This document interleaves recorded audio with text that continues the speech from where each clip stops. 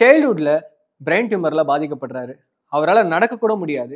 ஆனா இப்போ தமிழ்நாட்டுல ஒரு லீடிங் டான்ஸரா இருக்காரு. இந்தியால ஒரு மிகப்பெரிய ஆக்டரா இருக்காரு. ப்ரொடியூசரா இருக்காரு. டைரக்டரா இருக்காருன்னு அப்படியே சொல்லி அடுக்கிட்டு போயிட்டே இருக்கலாம். இவர் பண்ண உதவிகள் அப்படின்னா பலாயிரம் உதவிகள் அப்படின்னு சொல்லலாம். ஏன்னா 1000த்துல ஒருத்தரா இருக்கிறதுன்றது சாதாரண விஷயம் இல்ல. ஏரோபிளஸ் நேர்களுக்கு வணக்கம். நான் உங்கள் நண்பன் நென்சில். இன்னைக்கு நம்ம நிகழ்ச்சியில் யாரை பத்தி பேச போறோம் அப்படின்னா, நம்மளோட மாஸ்டர் ராகவா லாரன்ஸ் அவர்கள் பத்தி தான் பேச போறோம்.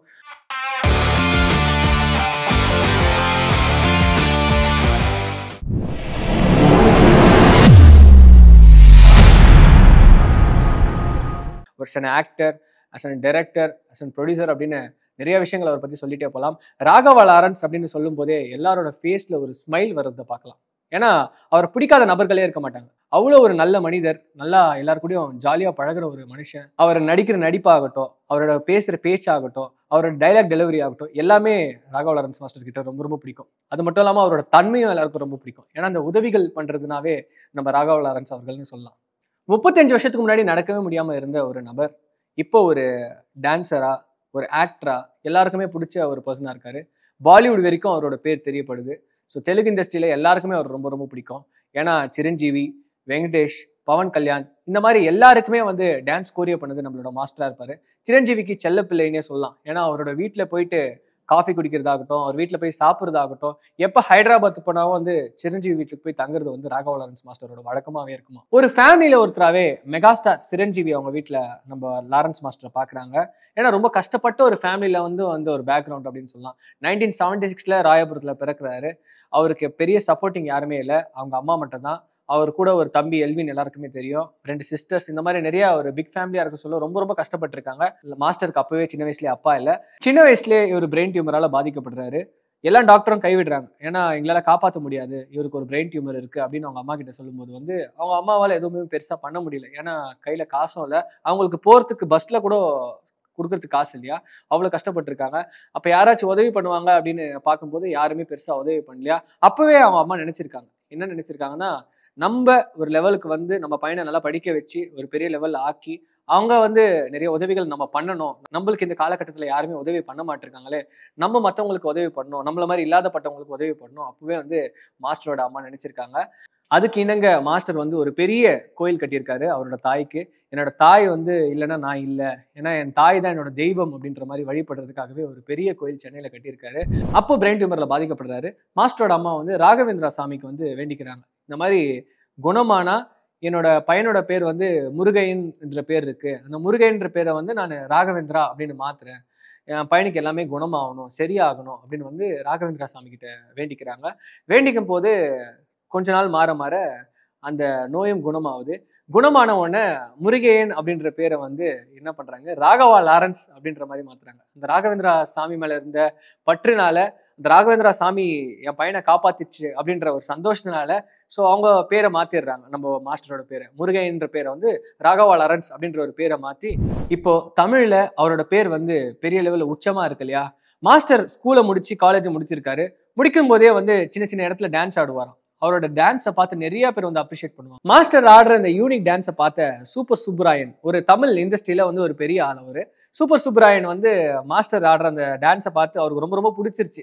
என்னம்மா இந்த மாதிரி டான்ஸ் ஆடுறாரு அப்படின்னு சொல்லிட்டு, நீ வந்து என்னோட அசிஸ்டண்டா ஜாயின் பண்ணிக்கோ, எப்பவுமே என் கூடவே இருக்கு அப்படின்னு வந்து மாஸ்டர் கூடவே அவர் வந்து ஒரு அன்பா வந்து ஒரு தம்பியா வச்சிருந்திருக்காரு. ஸோ அப்போ இந்த சாப்பாடு எடுத்துட்டு போறது, இந்த அவருக்கு ஹெல்ப் பண்றது, இந்த மாதிரி நிறைய விஷயங்கள்லாம் சூப்பர் சுப்ராயனுக்கு மாஸ்டர் அவர்கள் பண்ணியிருந்திருக்காரு. ஸோ அப்போ ஒரு நாள் ஒரு நிகழ்வு நடந்திருக்கு. அது என்னன்னு பாத்தீங்கன்னா, சூப்பர் சுப்ராயனும் ரஜினிகாந்த் சாரும் 2 பேருமே வந்து ஒன்னா உட்காந்து சாப்பிடுறாங்க. 2 பேரும் அந்த லஞ்ச் டைம்ல, ஷூட்டிங் டைம்ல வந்து 2 பேரும் ஒன்னா உட்காந்து சாப்பிடும்போது வந்து மாஸ்டரை கூப்பிடுறாரு, வாப்பா இங்க அப்படின்னு சொல்லிட்டு சூப்பர் சுப்ராயன் கூப்பிட்ட உடனே நம்ம மாஸ்டர் வர்றாரு, ராகவா லாரன்ஸ் வர்றாரு. வந்த பிறகு செம்மையா டான்ஸ் ஆடுவாரு அப்படின்னு சொல்லிட்டு நம்ம ரஜினி சார் கிட்ட சொல்றாங்க. அப்படியா, சரி ஆட சொல்லுங்க டான்ஸ் அப்படின்னு சொல்லிட்டு சூப்பர் சுப்ராயனை பார்த்து சொல்லும்போது வந்து நம்ம டான்ஸ் ஆடுறாரு நம்ம மாஸ்டர். அவர் ஆடின டான்ஸை பார்த்து ரஜினி சாருக்கு ரொம்ப ரொம்ப பிடிச்சிருச்சா. மாஸ்டரோட டான்ஸை பார்த்து நம்ம ரஜினி சார் வீட்டுக்கு வாங்க அப்படின்னு சொல்லிட்டு ராகவா லாரன்ஸ் மாஸ்டர் வீட்டுக்கு அழைக்கிறாரு. அழைச்ச உடனே ஒரு சர்ப்ரைஸ் நம்ம ராகவா லாரன்ஸ் மாஸ்டருக்கு வெயிட் பண்ணிட்டு இருக்கு. அது என்னன்னு பாத்தீங்கன்னா, தமிழ்நாடு நடன யூனியன் ஒன்று இருக்கும் இல்லையா, அந்த நடன சங்கம் அப்படின்னு ஒன்று இருக்கும். அந்த சங்கத்துல வந்து இவரை இன்க்ளூட் பண்ண சொல்றாரு. இந்த பையன் நல்லா டான்ஸ் ஆடுறான், எல்லாம் வரப்போற படங்கள் ஆகட்டும், இல்ல வரப்போற நிகழ்வுகள் ஆகட்டும், எல்லாத்துலயுமே இந்த பையனை இன்க்ளூட் பண்ணுங்க. இவன் ஒரு நாளைய தலைமுறை அப்படின்னு வந்து நம்ம ரஜினி சார் வந்து ராகவ லாரன்ஸ் மாஸ்டரை வந்து குறிப்பிட்டு சொல்றாரு. ரஜினி சார் பாருங்க, ஒரு ரஜினி சார் நம்ம ராகவ லாரன்ஸ் மாஸ்டருக்கு அந்த டைம்லயே ஒரு சின்ன வயசுலயே வந்து ரெக்கமெண்ட் பண்ணியிருக்காரு. இவர் வந்து நல்லா டான்ஸ் ஆடுறாரு, இவர் ஒரு பெரிய கலைஞனா வருவாரு அப்படின்னு ஆசைப்பட்டு ரஜினி சார் வந்து ஒரு லெட்டர் எழுதி கொடுத்திருக்காரு. கொடுத்த உடனே நம்ம ராகவ லாரன்ஸ் மாஸ்டர் யூனியன்ல சேர்ந்து பேக் டான்ஸரா ஒர்க் பண்றாரு. ஒரு படத்துலயும் வந்து பின்னாடி ஆடுறாரு. பின்னாடி ஆட சொல்லவே அவரோட வளைவாகட்டும், அவரோட நெளிவாகட்டும் எல்லாமே தன்னந்தனியா தெரியுது. ஏன்னா ஒரு 10 பேர் ஆடுறாங்கன்னா அதுல தனியா தெரியுது நம்ம ராகவ லாரன்ஸ் மாஸ்டரா இருக்காரு. பாருங்க, super Subbarayan sir Rajini sir கிட்ட ரெக்கமெண்ட் பண்ணியிருக்காரு. ரஜினி சார் யூனியன்ல ரெக்கமெண்ட் பண்ணி நம்ம ராகவ லாரன்ஸ் மாஸ்டரை சேர்த்து விட்டுருக்காரு. ஆனா ராகவ லாரன்ஸ் மாஸ்டருக்கு ரஜினி சாரோட ஸ்டைல் ரொம்ப ரொம்ப பிடிக்குமா. ஏன்னா சின்ன வயசுலயே ஒரு மிகப்பெரிய ஒரு ஃபேன். ஏன்னா அவரை பார்த்து ரசிச்சு அவர் நடக்கிற நடை ஆகட்டும், அவரோட டைலாக் டெலிவரி ஆகட்டும் ரொம்ப பார்த்து ரசிச்ச ஒரு நபர் அப்படின்னா நம்ம ராகவ லாரன்ஸ். 1989 சம்சார சங்கீதம் அப்படின்ற ஒரு படத்துல டெபியூட் பேக் டான்ஸரா நம்ம மாஸ்டர் அறிமுகமாகறாரு. அதுக்கப்புறம் ஜென்டில்மேன், முத்து இந்த மாதிரி நிறைய படங்களை பேக் டான்ஸரா ஆரம்பிச்சு ஸோ அவரோட கான்டாக்ட் அவர் பில்டப் பண்ணிக்கிறாரு. நிறைய இடத்துல தெரிய வர்றாரு. ரஜினி சார் என்ன பண்றாரு, பிரபுதேவா சார் கிட்ட ரெக்கமெண்ட் பண்றாரு. ஒரு நடிகரை போய் சந்திக்கிறதுன்றது வந்து சாதாரண விஷயம் இல்லை, ஒரு டைரக்டரை போய் சந்திக்கிறதுன்ற ஒரு சாதாரண விஷயம் இல்லை. ஆனா நம்ம ரஜினி சாரே ராகவ லாரன்ஸ் மாஸ்டருக்கு ரெஃபர் பண்ணியிருக்காரு. ஸோ அதற்கப்புறம் பிரபுதேவா சாரை வந்து போய் பார்க்க வைக்கிறாரு ரஜினி சார் மூலியமா. ஸோ பார்க்க வச்சு ரஜினி சார் வந்து சொன்னதற்காக பிரபுதேவா சார் ஒரு டீம்ல ஜாயின் பண்ணி வச்சுக்கிறாரு. தமிழ் சினிமா ஆகட்டும், தெலுங்கு சினிமா ஆகட்டும், அது மட்டும் இல்லாமல் சிரஞ்சீவி படத்துக்கும் நிறைய படங்களுக்கு வந்து டான்ஸ் கோரியோகிராஃப் பண்ணியிருக்காரு. சிரஞ்சீவி சார் என்ன டான்ஸ் ஆடுவார்னு எல்லாருக்கும் தெரியும் இல்லையா. அவர் ஆட ஆரம்பிச்சாருன்னா தேட்டரே ஆடும், அந்த மாதிரி ஆடுவாரு. ஸோ அவருக்கே வந்து நிறைய படங்கள்ல கோரியோகே எனக்கு வேணும்னா நான் எப்பவுமே மாஸ்டரை தான் எடுத்துப்பேன், ராகவ லாரன்ஸ் மாஸ்டர் தான் எடுத்துப்பேன் அப்படின்னு வந்து சிரஞ்சீவி மாஸ்டர் வந்து ஆணிதரமா சொல்லியிருப்பாரு. Unique dancer among all Indian dancers அப்படின்னு சொல்லலாம். முத்தமேஸ்திரி படத்துல இவர் ஆடின பேக் டான்ஸை பார்த்து சிரஞ்சீவி சாருக்கு ரொம்ப பிடிச்சி போய் அடுத்ததா ஹிட்லர்னு ஒரு படம் மூலியமா நம்ம ராகவ லாரன்ஸ் சார் வந்து இந்தியன் கோரியோகிராஃபரா வந்து அறிமுகமாகிறார். ஒரு டான்ஸ் கோரியோகிராஃபரா ஃபர்ஸ்ட் படத்தை வந்து ஹிட்லர் படம் மூலியமா பண்றாரு. அதற்கப்புறம் எல்லாமே வெற்றி படங்கள் தான். நிறைய படங்கள்ல வந்து டான்ஸ் கோரியோகிராஃபரா கலந்துட்டாரு. ஸோ நம்ம இன்னும் இம்ப்ரூவ் பண்ணிக்கணும், நம்ம டான்ஸை இன்னும் இம்ப்ரூவ் பண்ணிக்கணும் அப்படின்னு சொல்லிட்டு என்ன பண்ணியிருக்காரு, ஹிப்ஹாப், வெஸ்டர்ன் இந்த மாதிரி கல்ச்சர்ஸ் எல்லாம் கத்துக்கணும் அப்படின்னு சொல்லிட்டு நிறைய விஷயங்களை மாஸ்டர் கத்துக்கிட்டாரு. அமர்கலம் நம்ம அஜித் சாரோட படத்துக்கும் அவர் தான் வந்து ஃபுல்லா டான்ஸ் கோரியோ பண்றாரு. ஸோ அந்த டான்ஸ் கோரியோ பண்ண சொல்ல அந்த செட்டே பார்த்து இவரை வந்து வியக்குது அப்படின்னு சொல்லலாம். வருஷமெல்லாம் வசந்தம் படத்து மூலியமா சூப்பரான ஒரு பாட்டுங்க, நான் ரெடி அட நீ ரெடியா அப்படின்ற மாதிரி ஒரு பாட்டுல செம்ம துள்ளலா டான்ஸ் ஆடுறாரு. அதுக்கப்புறம் ரோஜா கூட்டம்னு ஒரு படத்துல சுப்பம்மா சுப்பம்மான்ற ஒரு பாட்டு மூலியமா நம்ம ராகவ லாரன்ஸ் சாரோட ஃபேஸ் வந்து எல்லா இடத்துலயும் ரிஜிஸ்டர் ஆகுது. இவரோட பாட்டு வந்து எல்லா இடத்துலயும் கேட்க ஆரம்பிக்கிறாங்க. பார்த்தேன் ரசித்தேன் படத்து மூலியமா பிரசாந்த் கூட நடிக்கிறாரு. ஸோ பிரசாந்த் வந்து ஒரு ஹீரோவா இருக்காரு. இவர் ஒரு கேரக்டர் ஆர்டிஸ்டா அவர் பண்ணியிருப்பாரு. அந்த ஃபார்மல் ட்ரெஸ் எல்லாம் போட்டுட்டு கையில ஒரு ஃபைல் வச்சுட்டு ரொம்ப சார்மிங்கான ஒரு பையன் வர மாதிரி இருக்கும். ஸோ ரொம்ப அழகா பண்ணியிருப்பாரு மாஸ்டர். ஸ்பீட் டான்சர்னு ஒரு படத்து மூலியமா எஸ்டாப்ளிஷ் ஆகுறாரு. அந்த படத்துல ஹீரோவை நடிக்கிறாரு. ஒரு டான்ஸ் சம்பந்தப்பட்ட ஒரு திரைப்படமா இருக்கு, தெலுங்கு படம். அந்த படத்துல ரிலீஸ் ஆகுது, பெரிய லெவல்ல பேசப்படல. அதுக்கப்புறம் தமிழ்ல சின்ன சின்ன படங்கள் நடிக்கிறாரு. அதுக்கப்புறம் களம் இறங்கினாருங்க ஒரு படத்துல, முனி வராண்டா அப்படின்ற மாதிரி முனின்ற ஒரு படத்து மூலியமா தமிழ் சினிமால ஒரு அடையாளத்தை கிரியேட் பண்றாரு ராகவ லாரன்ஸ். தோளில் வலிவு இருக்கு அப்படின்னு சொல்லிட்டு நம்ம தளபதி கூட அந்த 1 2 3 அப்படின்னு டான்ஸ் ஆடி இருப்பாரு. ஸோ அதெல்லாம் தாண்டி இந்த முனி நடிக்க சொல்ல மாஸ்டரோட பேர் தெரிய வருது. இவர் ஒரு ஹீரோ மெட்டீரியல் அப்படின்னு வந்து மக்கள் மத்தியில பேச ஆரம்பிக்கிறாங்க. அவர் ஆடுற டான்ஸ் ஆகட்டும், அவர் பண்ற காமெடி ஆகட்டும், அவர் அந்த பேய்க்கு பயப்படுற அந்த சீன்ஸ் ஆகட்டும் எல்லாமே ரொம்ப சூப்பரா இருக்கும். முனிக்கு அப்புறம் காஞ்சனா பண்றாரு. அஸ் எ டைரக்டராகவும் கலக்குறாரு, டைரக்டராகவும் பண்றாரு, ப்ரொடியூசராகவும் பண்றாரு, ஆக்டராகவும் பண்றாரு. யாருப்பா நீ அப்படின்ற மாதிரி இருந்தா ராகவ லாரன்ஸ் மாஸ்டர் நான் தான் பக்கா மாஸ் அப்படின்னு வந்து எலாபரேட் பண்றாரு மக்களுக்கு. ரியலாவே காஞ்சனா படத்தை நான் ஸ்கூல் படிக்க சொல்ல வந்துச்சு. அந்த படத்துக்கு வந்து நான் டிக்கெட் வாங்க போறேன், கிடைக்கவே இல்லைங்க. ஃபர்ஸ்ட் டே ஃபர்ஸ்ட் ஷோ ஆகட்டும், இல்ல 10 நாள் கழிச்சு ஆகட்டும், அந்த படத்துக்கு டிக்கெட் கிடைக்கிறதா இல்லை. ஏன்னா மக்கள் அவ்வளோ பேர் வந்து காஞ்சனா விரும்ப ஆரம்பிச்சுட்டாங்க. ஃபுல் அண்ட் ஃபுல் எங்கேஜிங்காவே இருந்த ஒரு திரைப்படம் அப்படின்னு சொல்லலாம். டிரான்ஸ்ஜெண்டர்ஸ் மத்தியிலையும் வந்து ராகவ லாரன்ஸ் அவர்கள் வந்து நல்ல பேர் வாங்குறாரு. ஏன்னா சரத்குமாரை வந்து ஒரு நல்ல ஒரு மெசேஜ்ஃபுல் ஒரு ரோல் நடிக்க வச்சிருப்பாரு. அவர் ஒரு டிரான்ஸ்ஜெண்டர் நடிச்சிருப்பார் சரத்குமார் அவர்கள். ஸோ அந்த டிரான்ஸ்ஜெண்டர்ல இருக்கிற எல்லாருமே, அந்த யூனியன்ல இருக்கிற மக்கள் எல்லாருமே வந்து என்ன சொல்றாங்கன்னா, கம்யூனிட்டி மக்கள் எல்லாமே இவர மாதிரி ஒரு நல்ல மனுஷர் தான் நாங்கள் தேடிட்டு இருந்தோம், எங்களை வந்து சினிமால ஒரு பெரிய லெவல்ல காட்டுறாரு, ஒரு பெரிய ரேஞ்ச்ல எங்களை வச்சுட்டாரு அப்படின்ற மாதிரி டிரான்ஸ்ஜெண்டர் மக்கள் எல்லாருமே ராகவ லாரன்ஸ் மாரை குறிப்பிட்டு அவர் வந்து பாராட்டுறாங்க. அதன் பின் ராகவ லாரன்ஸ் மாஸ்டர் நடிச்ச படம் ஜிகிர்தண்டா, XX ஆகட்டும், சிவலிங்கா ஆகட்டும் எல்லாமே அவரோட வெற்றி வாய்ப்புகளை தேடி கொடுத்துட்டே இருக்கு. ஸோ இவர் தாங்க மாஸ்டர், இவர் தாங்க ஹீரோ அப்படின்ற மாதிரி அவருக்கான ரசிகர் பட்டாளத்தை கிரியேட் பண்ணிட்டாரு. எப்படி டான்ஸ்ல வந்து ராகவ லாரன்ஸ் மாஸ்டர் ஃபேன்ஸை பிடிச்சாரோ அதே மாதிரி ஒரு ஹீரோவாகவும், அதே மாதிரி ஒரு ஆக்ஷன் ஹீரோவாகவும் நிறைய இடத்துல ஃபேன்ஸை பிடிச்சிட்டாரு. மாஸ்டர் ஒரு ரியல் லைஃப்ல மட்டும் ஹீரோவா இருந்தாருன்னு கேட்டீங்கன்னா இல்லைங்க, அவர் ரியல் லைஃப்ல ஹீரோவா இருந்திருக்காரு. நிறைய மக்களுக்கு உதவி பண்ணாரு, நிறைய பசங்களை படிக்க வச்சாரு. ஏன்னா குழந்தைகளை படிக்க வைக்கிறது, குழந்தைங்களை அடாப்ட் பண்ணி படிக்க வைக்கிறதுனா அது ராகவா லாரன்ஸ் மாஸ்டர் தான் சொல்லலாம். ஏன்னா இந்த ஹேண்டிகேப் பீப்புள்ஸ் எல்லாம் வந்து படத்துல நடிக்கணும், இல்ல வந்து படத்துல டான்ஸ் ஆடணும் அப்படின்னாவே நிறைய சீன்ஸ் வந்து அவரோட படங்கள்ல வச்சு பார்த்துலாம். நில்லு நில்லு பாட்டுல எல்லாம் பார்த்துருக்கலாம். இந்த ஹேண்டிகேப் பசங்களெல்லாம் வந்து கூப்பிட்டு உள்ள டான்ஸ் ஆட வைப்பாரு. இந்த ஸ்பெஷல் சைல்ட்ஸ் ஆகட்டும், எல்லாரு மேலேயும் அவருக்கு ஒரு கன்சர்ன் கண்டிப்பாவே இருக்கும்.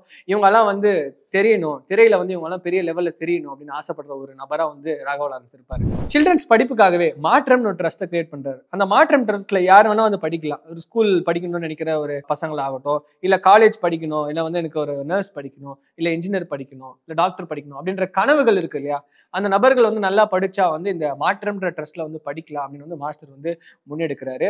அவர் சொல்லியிருக்காரு ஒரு வீடியோல, இந்த ட்ரஸ்ட்ல யாருமே எனக்கு காசு கொடுக்க வேணாம், ஃபண்ட் எந்த காசும் கொடுக்க வேணாம், நான் வருஷத்துக்கு 3 படம் பண்றேன், நல்லா சம்பாதிக்கிறேன், நான் மக்களுக்கு உதவி பண்றேன், என்னோட காசுல உதவி பண்ணா அது ரொம்ப ரொம்ப ஹாப்பியா இருக்கு. மற்றவங்க காசை வாங்கி மற்றவங்களோட ஃபண்டை வாங்கி நான் மக்களுக்கு கொடுக்கறதோட என்னோட காசு, என்னோட உழைப்பு மக்களுக்கு போய் சேருதுல ரொம்ப ஹாப்பியா இருக்கு அப்படின்னு ராகவா லாரன்ஸ் மாஸ்டர் ஒரு வீடியோல குறிப்பிட்டிருப்பாரு.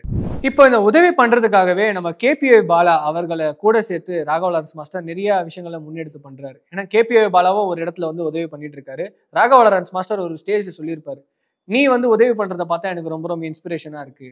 ஏன்னா உங்ககிட்ட வந்து பெரிய லெவல்ல காசு இருக்காது, இப்பதான் சம்பாதிக்க ஆரம்பிக்கிற, நீயே வந்து இவ்வளவு உதவி பண்ணும்போது நானும் உங்க கூட சேர்ந்து உதவி பண்றேன், நீயும் என் தம்பி மாதிரி தான், நம்ம 2 பேரும் சேர்ந்து மக்களுக்கு உதவி பண்ணலாம். ஒரு விவசாய மக்களுக்கு வீடு இல்லை அப்படின்னா வந்து 2 பேரும் வந்து களமிறங்கி அந்த இடத்துல போயிட்டு ஸோ அவங்களுக்கான அந்த ஹெல்பிங்க பண்றதுன்றது வந்து சாதாரண விஷயம் இல்லை. So KPI Bala and Raghava Lawrence 2 பேருமே இணைந்து கை கொடுத்து நிறைய பேருக்கு உதவிட்டு இருக்காங்க. மாஸ்டர் ஒரு நாள் கார்ல போறாரு. கார்ல போகும்போது வந்து அங்க மக்கள் இருக்காங்க. மக்கள் இருக்கிறவங்க, எங்களுக்கு 100 பேருக்கு வீடு இல்லை, இந்த 100 பேருக்கும் வீடு கட்டி கொடுங்க, 100 குடும்பங்களுக்கு வீடு கட்டி கொடுங்க அப்படின்னு மாஸ்டர் கிட்ட கேட்கறாங்க.